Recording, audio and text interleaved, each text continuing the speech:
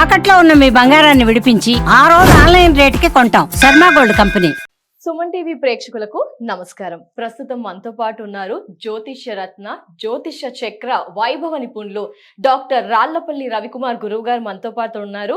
మరి ఫిబ్రవరి మాసంలో ద్వాదశ రాశుల వారి రాశి ఫలాలు ఎలా ఉండబోతున్నాయో గురువు గారి మాటల్లో విందాం. గురువు గారు నమస్కారం. గురువు గారు నమస్కారం. గురువు గారు, మరి ద్వాదశ రాశుల్లో నవగ్రహాలు ఏ ప్రదేశంలో ఉన్నాయో తెలియజేస్తారా గురువు గారు? తప్పకుండా అమ్మా. శరదిందు సమాకారే పరబ్రహ్మ స్వరూపిణి వాసరాపీఠ నిలయే సరస్వతి నమస్తుతే. సుమన్ టీవీ ప్రేక్షకులకి నమస్కారం.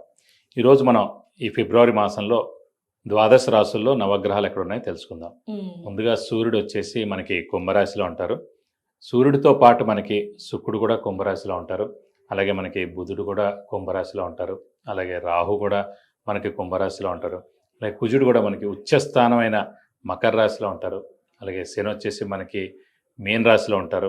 అలాగే గురువు వచ్చేసి మనకి మిథున రాశిలో ఉంటారు.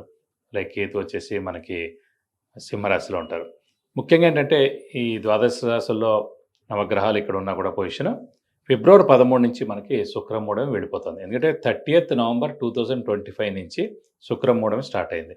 సో ఇంచుమించుగా లెక్క పెడితే 30th నవంబర్ నుంచి 13th ఫిబ్రవరి 2026 దాకా అంటే కనుక ఒక 75 రోజుల పాటు శుక్రం మూడమే నడిచింది. దీని వలన ఏంటంటే శంకుస్థాపన చేయలేకపోయారు, చాలామంది గృహప్రవేశం చేయలేకపోయారు, వివాహం కుదుర్చుకోలేకపోయారు. అంటే ఈ మూఢంలో మనం శుభకార్యాలు ఏం చేయలేం కాబట్టి, ముహూర్తాలు కూడా లేవు కాబట్టి, సో వివాహాలు లేవు, ఎంగేజ్మెంట్లు కూడా చేసుకోలేకపోయారు. ఇవన్నీ కూడా కొంతమంది కొత్త బండి కొందాను కూడా సరే మూఢంలో ఎందుకులే అని చెప్పి, కొంతమంది అక్షరాభ్యాసాలు, కొంతమంది వద్దులేండి అని చెప్పి, అలా చాలా మటుకు మ్యాక్సిమం అన్నీ కూడా శుభకార్యాలు ఆగిపోయాయి అనమాట. సో దీని మూలాన్ని పురోహితులు కానీ, వంట బ్రాహ్మణులకు కానీ, లేకపోతే ఫంక్షన్ హాల్స్ వాళ్ళకి కానీ, ఈ పూల వాళ్ళకి కానీ, ఫోటోగ్రఫీ, మొత్తం అన్ని పరిశ్రమలు, ఒక 20 పరిశ్రమలు, ఈ శుభకార్యాలతో ముడిపడి ఉన్న ఒక 20 పరిశ్రమలు అన్నీ కూడా స్తబ్దుగా అయిపోయాయి అనమాట 75 రోజుల పాటు.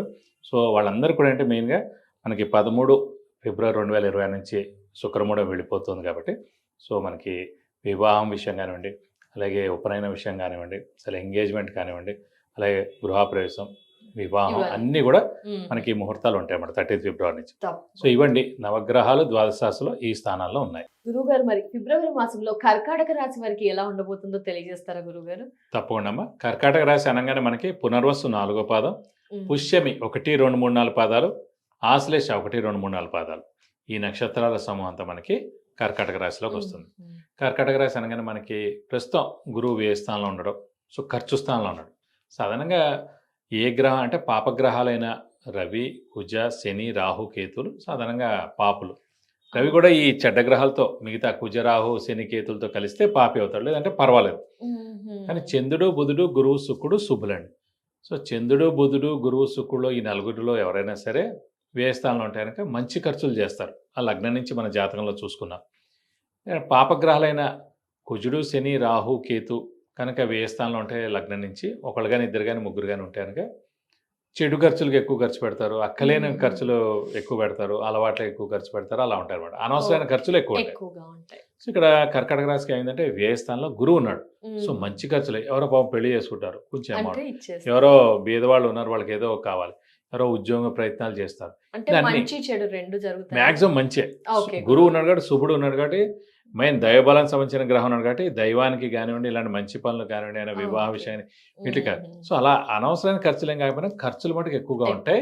ఎందుకంటే గురువు ధనకారకుడు కూడా కాబట్టి, ధనకారకుడు వ్యయ స్థానంలో ఉన్నాడు, ఖర్చు స్థానంలో. ధనమే మెయిన్, వాడే ఖర్చు స్థానంలో అంటే ఏంటి అంటే మనకి 100 రూపాయలు వస్తే 150, 175 రూపాయలు ఖర్చు అయిపోతుంటుంది. సో అలా ఉంటుంది ఎక్కువగా వెళ్ళి. ఇది కాకుండా భాగ్యస్థానంలో శని ఉన్నాడు, అది కాస్త పర్వాలేదు. ద్వితీయ స్థానంలో కేతు ఉన్నందుకు ఏంటంటే కొంచెం వాక్కు, సో ఎవరైనా ఏదైనా అనడం. సాధారణంగా ఏంటంటే అన్ని గ్రహాలకి శత్రువులు ఉంటారు, కానీ చంద్రగ్రహానికి మటుకు ఎవరు శత్రువు లేరు. సో కర్కాటక రాశికి అధిపతి చంద్రుడు. చంద్రుడు అంటే రాములు వారిది అనమాట. సో పునర్వసు నక్షత్రం రాములు వారిది. సో అలా స్టాంప్ కింద ఉండిపోయింది కాబట్టి కర్కాటక రాశి వారికి ఎవరు శత్రువులు ఉండరు సాధారణంగా. అయినా కూడా వాక్ స్థానంలో కేతు ఉన్నందుకు మనం ఏ అనకపోయినా కూడా వాళ్ళు ఏదో అన్నారని చెప్పి ఒక చిన్న నెపం మన మీద మోపేందుకు అవకాశాలు ఉన్నాయి, నిందలు పడేందుకు అవకాశం ఉన్నాయి. కాబట్టి మనం కొంచెం మౌనంగా ఉంటే మంచిది ఈ 2-3 నెలలు. అలాగే అష్టమ స్థానంలో రాహు ఉన్నాడు. అష్టమ స్థానం ఏంటంటే సాధారణంగా ఆయుష్ స్థానం, యాక్సిడెంట్ స్థానం, అలాగే డిలేస్కి వాటికి స్థానం అన్నమాట. సో మనం కొంచెం వెహికల్ డ్రైవింగ్ జాగ్రత్తగా చేయాలి. ఎందుకంటే వెహికల్ డ్రైవింగ్ స్పీడ్గా చేస్తానికి యాక్సిడెంట్ జరిగేందుకు అవకాశం ఉంది. కాబట్టి మనం జాగ్రత్తగా చేయాలి. ఇది కాకుండా మెయిన్గా దయబలం తక్కువగా ఉన్న, హార్డ్ వర్క్ బాగా ఉన్న, స్మార్ట్ వర్క్ బాగా ఉన్నా కూడా అదృష్టం కూడా చూడాలి. సో అదృష్టకారకుడైన కర్కాటక రాశికి పంచమ దశమాధిపతి యోగకారకుడు, అదృష్టకారకుడు, లక్ ఫేవర్ చేసే గ్రహమైన కుజుడు ఉచ్చ స్థానంలో ఉన్నాడు. కాబట్టి మనకి ఫిబ్రవరి 1/3 దాకా ఇంచుమించుగా అదృష్టం అనేది పరిపూర్ణంగా ఉంది. కాబట్టి మీరు స్మార్ట్ వర్క్ చేయండి, హార్డ్ వర్క్ చేయండి. దయబలం తక్కువగా ఉన్నా కూడా ఖచ్చితంగా మీకు అదృష్టం కలిసి వస్తుంది. సో అందులో అయితే మనం చూసుకోగలదు.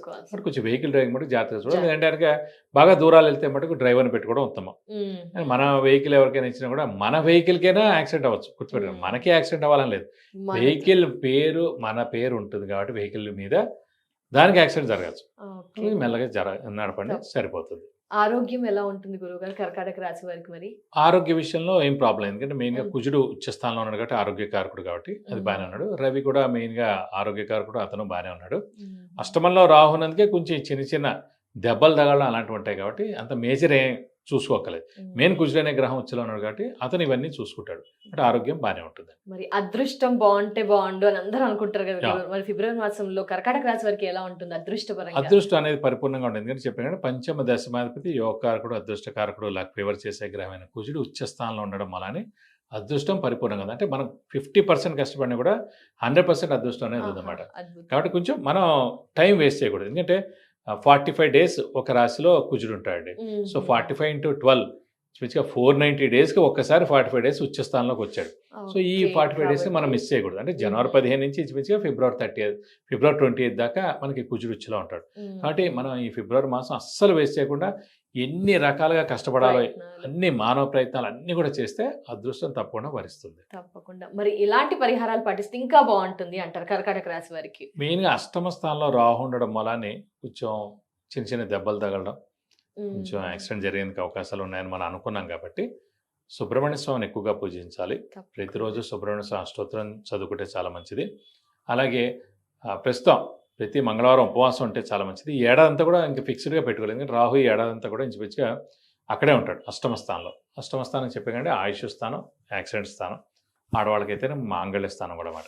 కాబట్టి కొంచెం మనం ప్రతి మంగళవారం ఫిక్స్డ్గా ఉపవాసం పెట్టుకోవడం, సుబ్రహ్మణ్య స్వామి ఆరాధన చేయడం, ప్రతి మంగళవారం ఉపవాసంతో పాటు ఈ ప్రతిరోజు అష్టోత్తరం కూడా చదువుకుంటే చాలా మంచిది. ఇక్కడ స్కందగిరి టెంపుల్ అని ఉంది పద్మారావు నగర్ సికింద్రాబాద్లో. ఇక్కడ హోమం మరియు అభిషేకం సుబ్రహ్మణ్య స్వామికి మన పేరు నక్షత్ర గోత్రంతో ఒకసారి చేయిస్తే చాలా మంచిది. సో ఎలాంటి దోషాలు ఉన్నా కూడా తొలగిపోతాయి. అలాగే రాహు కూడా అష్టమంలో ఉన్నాడు కాబట్టి రాహుకి 18,000 సార్లు జపం చేయించి మినపప్పు కేజీంపో ఒక 1,000 రూపాయల వర్త్ గోల్డ్ ఐటమ్ దానిస్తానుక దోషం మొత్తం తొలగిపోయి మీకు అన్ని విధాలా మంచి చేకూరుతుంది. ధన్యవాదాలు గురువు గారు. నమస్కారం. పరిహారము కర్కాటక రాశి వారి వివరణ తెలియజేసినందుకు నమస్కారం. నమస్కారం.